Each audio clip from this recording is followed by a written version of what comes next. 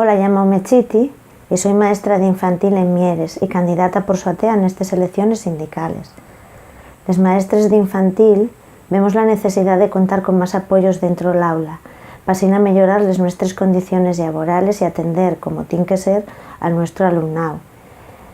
Algo muy importante para nosotros es que se cubran todas las necesidades de plantilla generales cuando los cargos directivos son ocupados por personas de la propia educación infantil.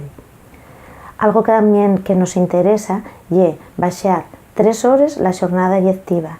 Para nosotros es muy necesario para crear no solo empleo a los demás, sino también para dar calidad educativa y contar tiempo para nosotros para preparar los materiales y todas las estrategias nuestras didácticas.